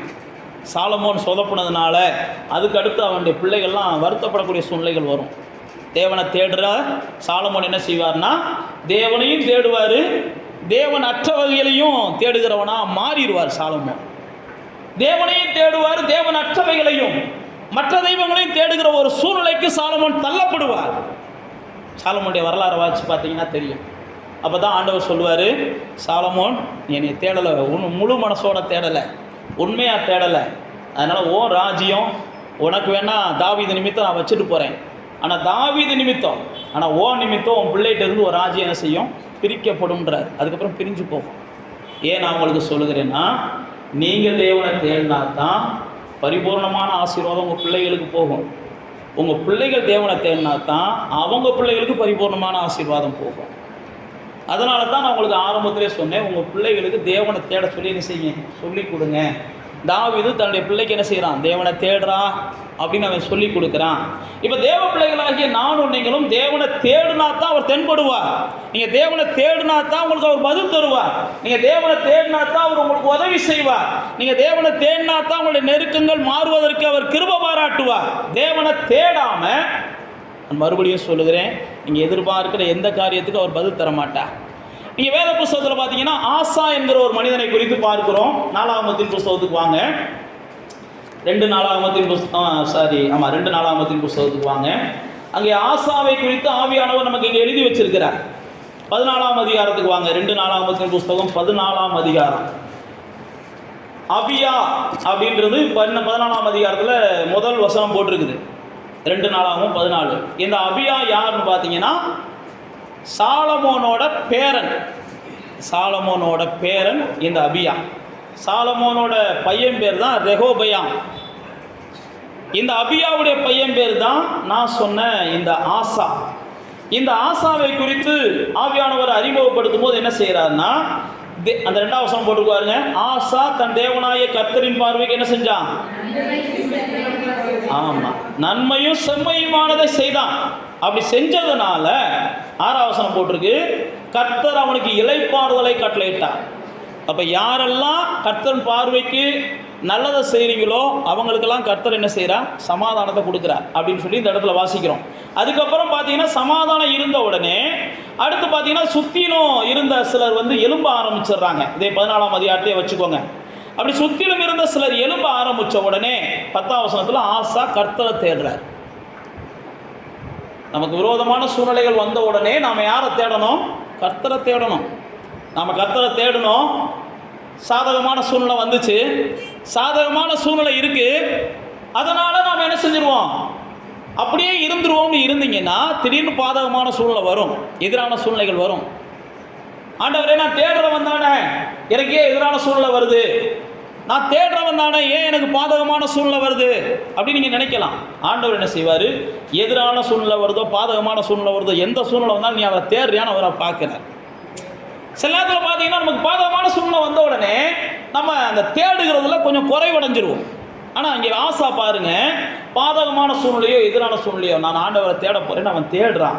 தேடின உடனே அந்த சங்கீதத்தில் அந்த 10ஆம் வசனம் 11ஆம் வசனம் நீங்கள் வீட்டில் வாசிச்சு பாருங்க. 12ஆம் வசனம் போட்டிருக்கு, கர்த்தர் அந்த ஜனங்களெல்லாம் ஆசாவுக்கு முன்னாக என்ன செஞ்சார்? முறியடித்தார் அப்படின்னு போட்டிருக்கு. அந்த 13ஆம் வசனத்தில் போட்டிருக்கு, கர்த்தருக்கும் அவருடைய சேனைகளுக்கு முன்பாக நொறுங்கி போனார்கள் அப்படின்னு இந்த 13ஆம் வசனத்தில் அடுத்து திக்கில் ஆவியானவர் எழுதி வச்சிருக்கிறார். இங்கே பாருங்க, இதெல்லாம் நடந்துருச்சு 14ஆம் வசனத்தில். இப்போ 15ஆம் வசனத்துக்கு வந்தீங்கன்னா ஆசா இருக்கிற நேரத்தில் அங்கே ஒரு தீர்க்கதரிசி வருகிறார். அவர் பேர் அசரியான்னு போட்டிருக்கு 15ஆம் வசனத்தில். அவர் ஆசாட்ட போய், அப்பா ஒரு பெரிய வெற்றியை பார்த்துட்ட, ஆனால் சொல்கிறத கேளு, நீ கர்த்தரோட இருந்தால் தான் கர்த்தர் என்ன செய்வார்? உங்களோட இருப்பார். இந்த 2ஆம் வசனத்தில் சொல்கிறார் பாருங்க, கர்த்தரோட இருந்தால் தான் அவர் உங்களோட இருப்பார். நீங்கள் கர்த்தரை தேடினா தான் உங்களுக்கு வெளிப்படுவார். அவரை விட்டுட்டீங்கன்னா அவர் உங்களை என்ன செஞ்சிடுவார்? விட்டுருவார். நான் தான் உங்களுக்கு ஏற்கனவே சொன்னேன் பாருங்க, கர்த்தரை நீங்கள் தேடுறீங்கன்னு தெரிஞ்சிச்சுன்னா கர்த்தர் உங்களை தேடுவார். கர்த்தரை நீங்கள் தேடலைன்னு தெரிஞ்சுன்னா கர்த்தர் உங்களை என்ன செய்வார்? கண்டுக்கிற மாட்டார். கர்த்தர் கண்டுக்கிறணுமா கர்த்தர் கண்டுக்கிற கூடாதான்னு தீர்மானிக்கிற இடத்த அல்லது உரிமையை கர்த்தர் உங்களுக்கு தான் கொடுத்துருக்கிறார். பாருங்க, ஆதாமை படைச்ச உடனே ஆண்டவர் தேடி வந்தார். பைபிளில் போட்டிருக்கு, ஆதாமை தேடி ஆண்டவர் வந்தாராம். ஆதாம் தோட்டத்துக்குள்ள இருக்கும்போது ஆண்டவர் ஆதாமை தேடி வந்தாராம். தோட்டத்துக்குள்ள இருக்கிற ஆதாமை தேடி வந்தபோது ஆதாமும் தேவனும் நேரம் செலவிட்டார்கள்னு ஆவியானவர் எழுதி வச்சிருக்கிறார். ஆதாமும் தேவனும் நேரம் செலவிட்ட அந்த நேரத்தில் ஆதாம் என்ன செஞ்சிடறாரு? சந்தோஷமா இருக்கிறார். ஆண்டவர் எப்படா வருவார்னு ஆதாம் காத்து கிடக்கிறார். சூழ்நிலை மாறுகிறது. ஆதாம் தேவனுக்கு விரோதமான பாவங்களை செய்ய ஆரம்பிக்கிறான். தேவனுடைய வார்த்தைகளை மீறுகிறான். தேவனுடைய வார்த்தைகளை மீறின பின்பு பைபிளில் போட்டிருக்கு, தேவன் தேடி வருகிறார், ஆதாம் ஒளிந்து கொண்டான்னு பைபிளில் போட்டிருக்கு. ஆதாம் போய் ஒளிந்து கொண்டான். அப்போ தான் ஆண்டவர் என்ன செய்கிறார்? என்னடா, நான் தேடி வரும்போதெல்லாம் ஆசையாக வருவேன், இப்போ நான் தேடி வரும்போது என்ன செய்கிற? ஓடி ஒளிகிற.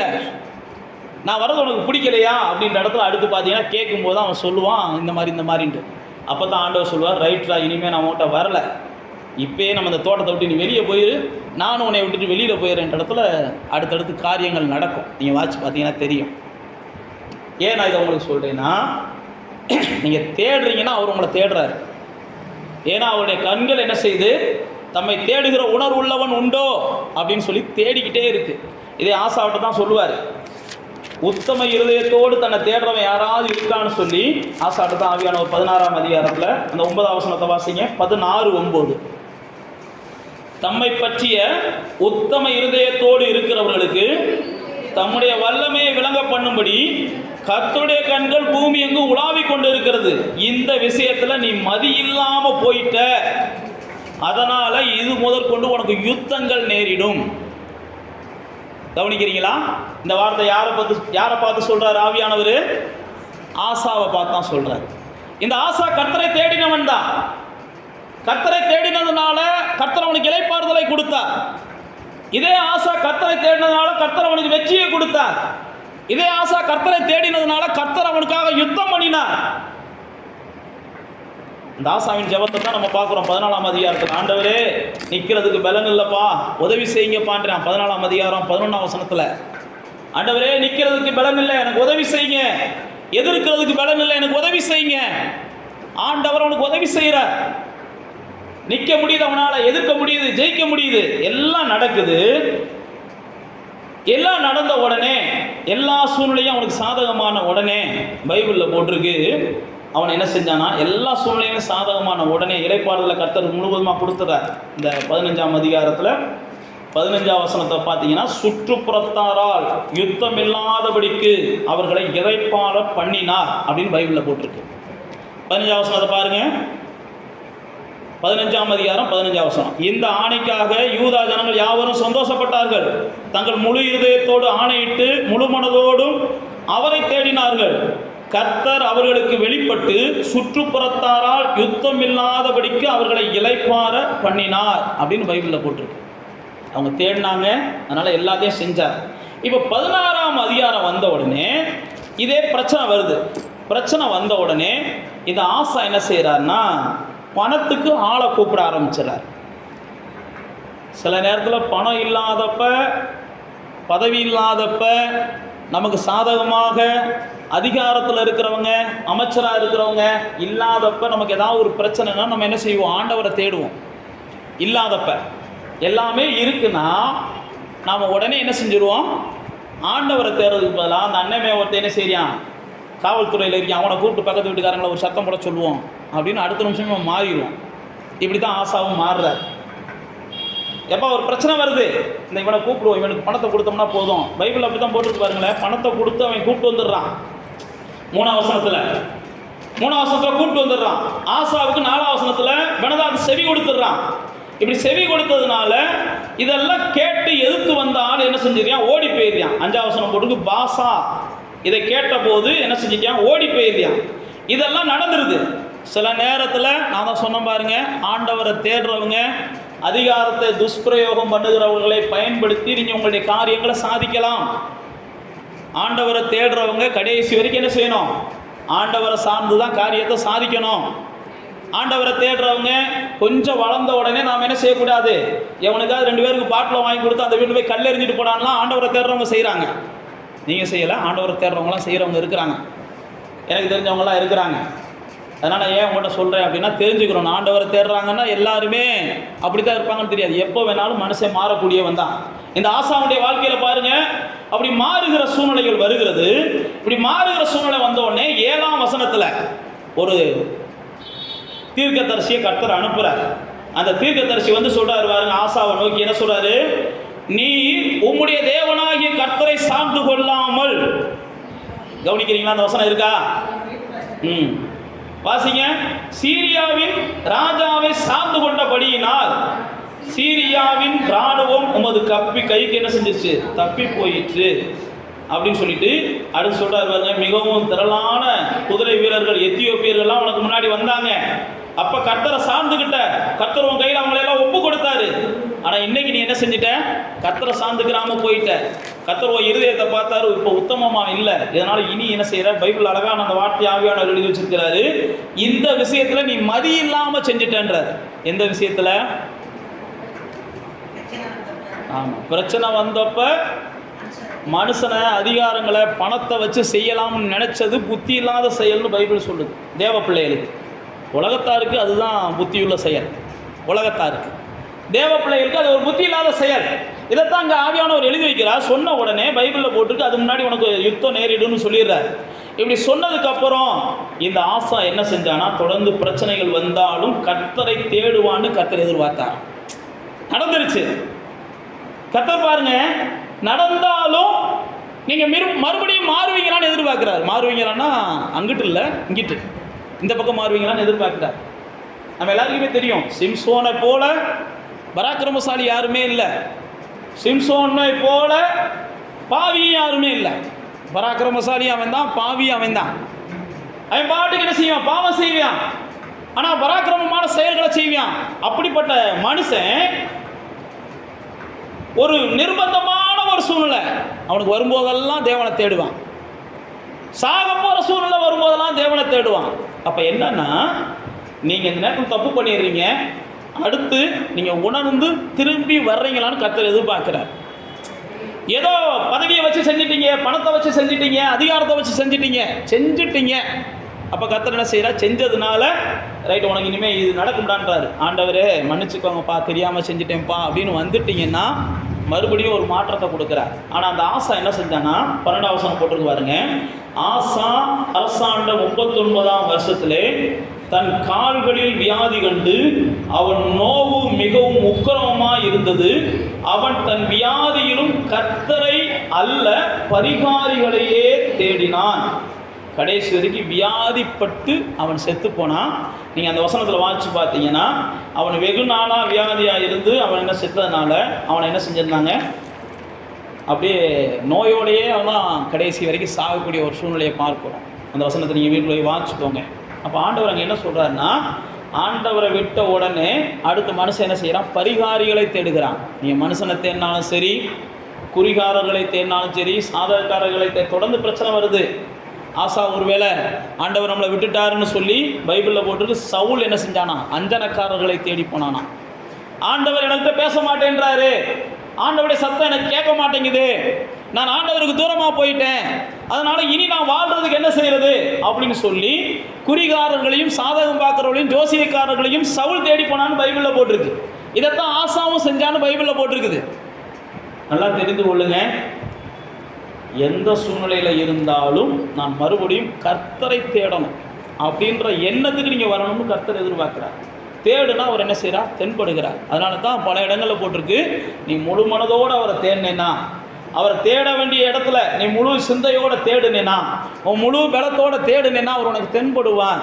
அவரை கண்டடையத்தக்க சமயத்தில் தேடுங்கன்னு பைபிளில் போட்டிருக்கு. நான் தான் உங்களுக்கு ஏற்கனவே சொன்ன பாருங்க, நீங்கள் அவரை தேடினீங்கன்னா அவர் உங்களை தேடுறார். நம்ம எல்லாருக்குமே தெரியும், சகேயு இயேசுவை தேடி போனானா. சகேயு எங்கே போனான், இயேசுவை தேடி போனான். இது லூக்கா 19ஆம் அதிகாரத்தில் இருக்குது. இயேசுவை தேடி போன அந்த சகேயுவை அவனால் இயேசுவை பார்க்க முடியலை. இயேசுவை பார்க்க முடியலன்னு சகேயு என்ன செய்கிறாரு, ஒரு மரத்தில் ஏறுறாரு. அதுதான் நான் உங்களுக்கு சொன்னேன், நீங்கள் அவரை தேடுறீங்கன்னு தெரிஞ்சுன்னா அவர் உங்களை தேட ஆரம்பிச்சிடுவார். என் பிள்ளை எங்கேன்ட்டு. அதனால தான் ஆதாம் விரும்புகிறான்னு தெரிஞ்சோடனே ஆதாம் அவர் தேட ஆரம்பிச்சிட்டார். இப்போ சகை விரும்புகிறான்னு தெரிஞ்ச உடனே அந்த மரத்துக்கு கீழே வந்தோடனே சகையோ, பாப்பா ரொம்ப என்ன நீ தேடுற, நான் வீட்டுக்கு வர்றேன், நீ எங்கேயோ இருந்து என்னை பார்த்தா போதும்னு நினைக்கிற, ஏதோ தூரத்தில் இருந்து அவரை பார்த்தா போதும்னு நினைக்கிற, ஏதோ ஒரு மூலையிலேருந்து அவரை பார்த்தா போதும்னு நினைக்கிற, வேண்டாம் நான் இப்போ வீட்டுக்கே வர்றேன், வா போவோம் அப்படின்னு இயேசு அவனை என்ன செய்கிறார், அவன் வீட்டுக்கு கூப்பிட்டு போகிறார். அதை தேடுறீங்கன்னு தெரிஞ்சிச்சுன்னா அவர் அவ்வளவு சந்தோஷப்படுறார். என் பிள்ளை என்ன செய்யுது, தேடுது, என் பிள்ளை என்னை பார்க்க விரும்புது, என் பிள்ளை என் சமூகத்தை நாட விரும்புது. நீங்கள் எந்த சூழ்நிலை வந்தாலும் நான் மறுபடியும் சொல்லுகிறேன், நீங்கள் சொதப்புனா கூட பரவாயில்ல, மறுபடியும் விழிப்படைஞ்சு என்ன செய்யுங்க, தேடுங்க. மனுஷன் சில நேரத்தில் சொதப்புவாங்க, தேவனை தேடுறதுக்கு பதிலாக வேறு ஏதாவது தேடிடுவாங்க. ஆண்டவருக்கு தெரியும், அப்படியே சொதப்புனாலும் ஆண்டவரே நான் மன்னிச்சுக்கோங்கப்பா அப்படின்னு நீங்கள் இறங்கிட்டீங்கன்னா ஆண்டவர் நீங்கள் தேடுகிறதே அவர் என்ன செய்கிறார், உணர்ந்து உங்களை கனம் பண்ணுகிறார். அப்போ பாருங்க, சகையை வீட்டுக்கு ஆண்டவர் என்ன செஞ்சிடறார், போய் அவனுக்கு ஒரு புது வாழ்க்கையை ஆண்டவர் இயேசு கொடுக்கறத பார்க்கிறோம். அப்போ தேவ பிள்ளைகளாகி நீங்கள் அவரை தேட ஆரம்பிச்சிட்டிங்கன்னா அவர் உங்களை என்ன செய்கிறார், தேடுகிறார். அதற்கப்புறம் உங்களுக்கு என்ன செய்கிறார், ஒரு புது வாழ்க்கையை கொடுக்குறார். நம்ம எல்லாருக்குமே தெரியும், சகையுவுக்கு இயேசு தேவையில்லை. உலக பிரகாரமாக யோசிச்சு பார்த்தா சகையுவுக்கு இயேசு தேவையில்லை. ஏன்னா அவனுக்கு பதவிக்கு பதவி இருக்குது, பணத்துக்கு பணம் இருக்குது, அரசாங்கத்தில் தயவு இருக்குது, அவனுக்கு இயேசு தேவையில்லை. பொதுவாக உலகத்தில் எல்லாரும் அப்படி தான் நினைக்கிறாங்க, எல்லாமே இருக்கும்போது கடவுளை எப்பா தேடணுன்றாங்க. ஆனால் சகையு எல்லாமே இருந்தாலும் அவன் தேவனை தேடினான், எல்லாமே இருந்தாலும் தேவனை தேடினான். தேவனை தேடினதுனால இயேசு அவருக்கு தன்னை வெளிப்படுத்தின உடனே எனக்கு எதுவுமே தேவையில்லை, நான் யாரையாவது அநியாயம் பண்ணி இருந்தா, இது யார் சொல்கிறான், சகையு சொல்கிறார், நான் யார்ட்டையாவது அநியாயமாக வாங்கியிருந்தா, நான் மறுபடியும் சொல்லுகிறேன், தேவனை தேடுகிறவர்கள் தேவனை பார்த்துட்டாங்கன்னா அல்பமான ஆதாயங்களை என்றைக்குமே என்ன செய்ய மாட்டாங்க, நாட மாட்டாங்க. யார்கிட்டையாவது எதையாவது எடுக்கணும், பிடுங்கணும், பறிக்கணும்லாம் விரும்ப மாட்டாங்க. அப்படி விரும்புகிறவங்க யார் அப்படின்னு பார்த்தா, நான் தான் சொல்ல பாருங்கள், தேவன் மேலே நம்பிக்கை இல்லாதவங்களாம் அப்படி என்ன செய்வாங்க, விரும்புவாங்க. யாரடா மோசம் பண்ணி சம்பாதிக்கலாம் என்று யார் விரும்பினாலும், ஊழியக்காரங்களே விரும்பினாலும், அவங்களுக்கு தேவன் மேலே நம்பிக்கை எல்லாம் ஆசாவை போல் அவங்க என்ன செய்வாங்க, நோய்வாய்ப்பட்டு தான் கடைசியில் சாகிறத நீங்கள் பார்ப்பீங்க. இன்றைக்கி வேணால் அவங்க என்ன செய்யலாம், நம்ம அந்த இடத்துக்கு போக வேண்டாம். தேவ பிள்ளைகளாகி நாம் என்ன செய்கிறோம்னா, தேவனை என்ன செய்யணும், தேடணும். சில நேரத்தில் தடுமாறினாலும் மறுபடியும் நாம் எழும்பி தேவனை தேட வேண்டும். நீங்கள் ஆமோஸில் எடுத்துக்கிட்டிங்கன்னா, ஆமோஸில் இஸ்ரவேலருக்கு ஆண்டவர் என்ன செய்வார்னா, 5ஆம் அதிகாரத்தில் இந்த வார்த்தையை அழுத்தி சொல்லுவார். ஆமோஸ் 5ஆம் அதிகாரத்தில் 4ஆம் வசனம், 6ஆம் வசனம், 7ஆம் வசனம், 14ஆம் வசனம், 4-5 இடத்துல சொல்லுவார், நீங்கள் என்ன செய்யணும், தேடுங்கள் பிழைப்பீர்கள், தேடுங்கள் பிழைப்பீர்கள், தேடுங்கள் பிழைப்பீர்கள், தேடுங்கள் பிழைப்பீர்கள்ன்ற அந்த வார்த்தையை ஆமோஸ் 5ஆம் அதிகாரத்தில் மாத்திரம் ஒரு 4-5 இடத்துல அவர் சொல்லுவார். அப்போ தேவ பிள்ளைகளே, நீங்களும் நானும் தேவனை தேடுவதற்கு முதல்ல தேவனை பற்றிய அறிவு நமக்கு அவசியம். 2வது, தேவனை தேடுவதற்கு விருப்பம் நமக்கு அவசியம். உற்சாகமாக நம்ம அவரை தேடணும். விருப்பம் இல்லாமல் நீங்கள் தேடினீங்கன்னா அவர் விரும்ப மாட்டார். 3வது, நான் உங்களுக்கு சொன்னேன், நீங்கள் அவரை தேடணும் அப்படின்னா முதல்ல என்ன செய்யணும், விசுவாசத்தோடு தேடணும். அதனால தான் எபிரேயர் 11ஆம் அதிகாரம் 6ஆம் வசனத்தை சொல்கிறாரு, அவரை தேடுறவங்க அவர் உண்டென்றும், அவரை தேடுறவங்களுக்கு அவர் பலன் அளிக்கிறவர் என்றும் என்ன செய்யணும், விசுவாசிக்கணும். விசுவாசம் இல்லாமல் நீங்கள் அவரை தேடுனீங்கன்னா பைபிள் பிரகாரம் உங்களுக்கு ஒன்றுமே வாய்க்காது. இயேசுவை பார்த்தீங்கன்னா, யாராவது அவங்கள தேடுறாருன்னா, இயேசுவை தேடுறாங்கன்னு வைங்களேன், நீங்கள் பைபிளை வாட்சி பார்த்தீங்கன்னா தெரியும். குருடர் தேடினாலும் சரி, குஷ்டரோகி தேடினாலும் சரி, பேய் முடிச்சவன் தேடினாலும், யார் தேடினாலும் இயேசு முதல்ல அவனை பார்த்து கேட்பாரு, நீ விசுவாசிக்கிறையா, இதை செய்யக்கூடிய வல்லமை என்கிட்ட இருக்குன்னு நீ விசுவாசிக்கிறையா? விசுவாசம் இருந்தால் என்னை தேடு, விசுவாசம் இருந்தால் என்னை தேடுன்றார் இயேசு. அப்போ அவங்க சொல்லுவாங்க, ஆமாம் நாங்கள் விசுவாசிக்கிறோம். ஒரு கானானிய பெண் நீங்கள் வாச்சிருப்பீங்க, மத்தேயு 15ஆம் அதிகாரத்தில் இருக்குது. ஒரு கானானிய பெண்ணை குறித்து ஆவியானவர் அங்கே எழுதி வச்சிருக்கிறாங்க. அந்த கானானிய பெண் இயேசுவை தேடுவாங்க. இயேசுவை தேடும்போது தன்னுடைய மகளுக்காக தேடி வருவாங்க. மகளுக்காக தேடி வரும்போது இயேசு என்ன செய்வார்னா, கடந்து போய்கிட்டே இருப்பார். உடனே அந்த அம்மா விடாமல் இயேசுவை தேடுவாங்க. உடனே இயேசு அந்த அம்மாட்ட என்ன செய்வார்னா, கடந்து போகும்போது சீசர்கள் பார்ப்பாங்க. பார்த்து சீசர்கள் இயேசுகிட்ட சொல்லுவாங்க, அந்த அம்மா விடாமல் தேடிக்கிட்டு இருக்கு, ஓயாமல் தேடிக்கிட்டு இருக்கு. சில நேரத்தில் விடாமல் தேடிக்கிட்டு இருக்கிறதையும் ஓயாமல் தேடிக்கிட்டு இருக்கிறதையும் இயேசு எதிர்பார்க்கிறார். லூக்கா 18ஆம் அதிகாரத்தில் இயேசு அதான் சொல்லுவார், சோர்ந்து போகாமல் நீ என்ன செய், ஜெபம் பண்ணு. இரவும் பகலும் ஒரு அநியாயக்காரன்ட்ட ஒரு விதவை போய் என்ன செய்யுது, நம்பிக்கை இல்லைனாலும் அநியாயக்காரவன், தேவனுக்கு பயப்படாதவன், மனுஷனை மதியாதவன், ஒரு அநியாயக்காரன். ஆனால் அவன்கிட்ட போய் ஒரு பொண்ணு என்ன செய்யுது, ஒரு விதவன் போட்டிருக்கு, காரியத்தை சாதிப்பதற்காக இரவும் பகலும் அவனை போய் தொந்தரவு பண்ணான்னு போட்டிருக்கு. தொந்தரவு பண்ணதுனால தேவனை மதியாதவன், மனுஷனை மதியாதவன் இந்த அம்மாவுடைய விஷயத்தில் என்ன செஞ்சானா, தீர்வை ஏற்படுத்தி தந்தான். இயேசு சொல்கிறாரு, அவனே அப்படி செய்கிறான், நீ என்னை தேடினா உனக்கு நான் தீர்வு ஏற்படுத்தி தர மாட்டானா? நீ தேடு, என்ன விஷயத்துக்கு தேடுறீங்களோ அந்த விஷயத்தை நீங்கள் என்ன செய்யுங்க, விடாமல் தேடுங்க, இதுக்கு ஒரு தீர்வு வர்றது வரைக்கும். அந்த அநியாயக்காரனை தீர்வு வர்றது வரைக்கும் அந்த விதவை தேடினாங்க. நீங்களும் நானும் அநியாயக்காரனை தேடலை, நம்ம ஆசீர்வதிக்கிற ஆண்டவரை தேடுறோம். ஆண்டவர் தீர்வு வர்றது வரைக்கும் நான் தேடுவேன்ப்பா, நீங்கள் தீர்வை கொடுத்தாலே கொடுங்கப்பா, இதுக்கு ஒரு முடிவை கொடுத்தாலே கொடுங்கப்பா, நீங்கள் தேடி பாருங்க. கண்டிப்பாக ஒரு தீர்வு ஆண்டவர் என்ன செய்வார். அதான் நான் உங்களுக்கு சொல்கிறேன், இதை செய்யாவிட்ட வல்லமை இருக்குன்னு நீங்கள் விசுவாசிக்கணும். நீங்கள் தேடுறவங்க விசுவாசத்தோடு தேடணும். விசுவாசம் இல்லாமல் தேடினீங்கன்னா நான் மறுபடியும் சொல்லுகிறேன், உங்களுடைய தேடல் வீணாக போகும். அதனால தான் ஆண்டவர் பல இடங்கள் என்ன செய்கிறாருன்னா, என்னை தேடுகள்னு நான் யாருக்கும் வீணாக சொல்லலை. தேடுறவங்க விசுவாசத்தோடு தேடணும். ஆண்டவரை விசுவாசத்தோடு தேடினா தான் ஆண்டவர் என்ன செய்கிறாருன்னா உங்களுக்கு பலன் கொடுக்குறார். அப்போ தேவ பிள்ளைகளே, நீங்கள் தேடணும். தேடும்போது நான் உங்களுக்கு சொன்னதை நீங்கள் ஞாபகம் வச்சுக்கிறணும். அவரை குறித்த அறிவை நீங்கள் வளர்த்துக்கிட்டு தேடணும். உங்கள்கிட்ட ஆசையாக அவரை தேடணும். அடுத்து நான் உங்களுக்கு சொன்ன மாதிரி உற்சாகமாக அவரை தேடணும். மூணாவது நான் உங்களுக்கு சொன்ன மாதிரி விசுவாசத்தோடு நீங்கள் என்ன செய்யணும், அவரை தேடணும். அப்படி நீங்கள் தேடுனீங்கன்னா, நான் ஏற்கனவே சொன்னபடி தேவன் தாவீதுக்கு கிருபை பாராட்டி சாலமோனை ஆசீர்வதிச்சார். சாலமோனுக்கு கிருபை பாராட்ட நினைச்சான். ஆனால் சாலமோன் கொஞ்சம் சொதப்பிட்டார். அடுத்து பார்த்தீங்கன்னா ஆசாவுக்கு தேவன் கிருபை பாராட்ட நினைச்சார். ஆசா கொஞ்சம் சொதப்பிட்டார். அடுத்து யோசபாத்துக்கு பார்த்தீங்கன்னா யோசபாத்துக்கு கிருபை பாராட்ட நினைப்பார். யோசபாத்து கொஞ்சம் சொதப்பிடுவார். யோசபாத்து என்ன சொதப்புவார்னா, தேவையில்லாத தோழமை, ஆகாப்போடு கூட தோழமை கொள்ளுவார். யோசபாத் தேவையில்லாத தோழமை. நல்லா தெரிஞ்சுக்கோங்க, தேவ பிள்ளைகளுக்கு தேவையில்லாத தோழமையெல்லாம் என்ன செய்யக்கூடாது, கூடாது. ஆகாப்போடு தோழமை கொண்டு தான் யோசபாத் நல்ல ராஜா. நீங்கள் வீட்டில் போய் வாட்சி பார்த்தீங்கன்னா தெரியும், நல்ல ராஜா. தேவனுக்கு தேடுகிறதுல உற்சாகமாக இருந்த மனுஷன், தேவனுக்காக எதையாவது செய்யணும்னு நினச்சின மனுஷன். ஆனால் தகாத தோழமை மட்டுமல்ல, யோசபாத் என்ன செய்வான்னா, இவனை போல அவன் வேஷம் போடுற அளவுக்கு போயிடுவான். இவனை போல அவன் வேஷம் போட்டுட்டு யுத்தத்துக்கு போயிடுவான். யுத்தத்துக்கு போன இடத்துல இவன் தான் ராஜா நினச்சி மற்றவங்களாம் வெட்டி போட வந்துடுவாங்க, இவனை கொல்ல வந்துடுவாங்க. அப்போ யோசபாத் என்ன செய்வான், ஆண்டவரே காப்பாற்றுங்கப்பாம்பா. வேஷம் போட்டாலும் தகாத தோழமை வச்சுருந்தாலும் அவன் தேவனை தேடின போது தேவன் அவனை காப்பாற்றினான்னு பைபிளில் போட்டிருக்குது. சில நேரத்தில் நம்ம சொதப்புறோம், நம்ம விழுகிறோம். நான் மறுபடியும் சொல்லுகிறேன், ஆனால் தேவனை தேடுறதை மட்டும் நம்ம என்ன செய்யக்கூடாது, விட்டுறக்கூடாது. தேவனை தேடுறதை மட்டும் விட்டுறக்கூடாது. அப்போ தேவ பிள்ளைகளே, இந்த நாளில் நீங்கள் தியானித்த இந்த வசனத்தினுடைய கருப்பொருள் அதுதான். நீங்கள் அதிகமாக தேவனை தேடுங்க. தேவனை தேடுறதுனால தான் இந்த பூமியில் நாம் சாதிக்க முடியுன்ற எண்ணத்தோடு தேடுங்க. தேவனை தேடினா தான் நம்ம இந்த பூமியில் வாழ முடியுன்ற எண்ணத்தோடு தேடுங்க. தேவனை தேடினா தான் இந்த பூமியில் நம்ம ஜெயிக்க முடியுன்ற எண்ணத்தோடு தேடுங்க. தேவனை தேடினா தான் இந்த பூமியில் நம்ம நிம்மதியாக வாழ முடியுன்ற எண்ணத்தோடு தேடுங்க.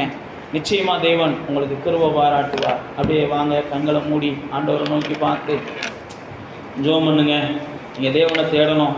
ஆண்டவரை தாவீது என்ன செஞ்சான், தன்னுடைய மகனாகிய சாலமோனுக்கு சொன்னான். சாலமோன் தேவனை தேடினான், அதெல்லாம் இல்லைன்னு சொல்ல முடியாது. நான் கடைசி வரைக்கும் தேடாமல் போயிட்டான், அதான் அவனுடைய தோல்வி. நீங்கள் சாலமோன் ராஜாங்கத்தில் உட்கார்ந்த உடனே தேவனுக்காக பலியை செலுத்துவான். தேவனுக்காக பலியை செலுத்தின உடனே தேவன் அவனுக்கு தன்னை வெளிப்படுத்தி உனக்கு என்னடா வேணும்னு கேட்பார். எனக்கு ஞானத்தை கொடுங்கன்னு அப்போ தான் அவன் கேட்பான். இதுதான் தாவீது சொன்ன உடனே சாலமோன் தேவனை தேடினவன் தான். நாளாக தேவையற்ற பல செயல்களை அவன் வளர்த்து கொண்டதுனால அவனால் தேவனை தேட முடியாமல் போச்சு. தேவையற்றதுகளை நீங்கள் அதிகமாக நேரத்தை செலவழிச்சிங்கன்னா நீங்கள் தேவனை தேட முடியாமல் போயிடும். தேவையற்றதில் நீங்கள் நேரத்தை செலவழிக்காதீங்க. கண்டிப்பாக நீங்கள் தேவனை தேட முடியாமல் போயிடும். அதுக்கப்புறம் தேவையில்லாத ஒரு வாழ்க்கை நீங்கள் வாழ்ந்து முடிக்க வேண்டியதாகி போயிடும். தேவையற்றது இன்றைக்கி உலகத்தில் நிறையா இருக்குது. தேவையற்ற சூழ்நிலைகள் இன்றைக்கி உலகத்தில் நிறையா இருக்குது. இன்றைக்கி செல்ஃபோனு போன்றவைகள்லாம் நம்மளை தேவையற்ற காரியங்களை பார்க்க பேச நம்முடைய நேரத்தெல்லாம் வீணாக்குது. நல்லா தெரிஞ்சுக்கோங்க, உங்களுடைய வம்சத்துக்கு நீங்கள் என்ன செய்கிறீங்க, துரோகம் பண்ண போகிறீங்க. அதனால் தேவையற்றதுலாம் நேரத்தை செலவழிக்காதீங்க. தேவையற்றதில் சாலமோன் என்ன செஞ்சான்னா நேரத்தை செலவழிக்க ஆரம்பிச்சிட்டான். பெரிய ஞானி தான். அவனை பார்க்க வந்தவங்கெல்லாம் சொன்னாங்க, நீ அப்போ இப்போ தேவனை அவன் தேட ஆரம்பித்ததுனால தான் அவனுக்கு ஞானம் கிடச்சிச்சு. தேவனை அவன் தேட ஆரம்பித்ததுனால தான் அவனுக்கு புகழ்ச்சி கிடச்சிச்சு. தேவனை அவன் தேட ஆரம்பித்ததுனால தான் அவனுக்கு சமாதானம் கிடச்சிச்சு. நான் மறுபடியும் சொல்லுகிறேன், தேவனை தேடினீங்கன்னா உங்களை சுற்றிலும் சூழ்நிலைகள் சமாதானமாக இருக்கலாம், சமாதானம் மற்றும் கூட இருக்கலாம். ஆனால் தேவனை தேடுங்க, ஒரு நிரந்தர முடிவை கர்த்தர் கொடுப்பா. சாலமோன் தேடுனான், அதுக்கப்புறம் தேடுறத மறந்துட்டான். ஆசா தேடுனான், அதுக்கப்புறம் தேடுறத மறந்துட்டான். ஆனால் தாவீது சாகிறது வரைக்கும் தேவனை தேடுறவனாக இருந்தான். தானியேல் சாகிறது வரைக்கும் தேவனை தேடுறவனாக இருந்தான். யோசேப்பு சாகிறது வரைக்கும் தேவனை தேடுறவனாக இருந்தான். பவுல் அப்போஸ்தலன் சாகிறது வரைக்கும் தேவனை தேடுறவனாக இருந்தான். பேதுரு அப்போஸ்தலன் சாகிறது வரைக்கும் தேவனை தேடுறவனாக இருந்தான். ஸ்தேவான் அப்போஸ்தலன் சாகிறது வரைக்கும் தேவனை தேடுறவனாக இருந்தான். நீ வேதத்தில் வாசிச்சு பாருங்க, சாகிறது வரைக்கும் தேவனை தேடுறாங்க. ஸ்தேவானெல்லாம் கல்லறியப்பட்டு சாக போகிற நேரத்தில் தேவனை தேடிக்கிட்டு இருக்கான்.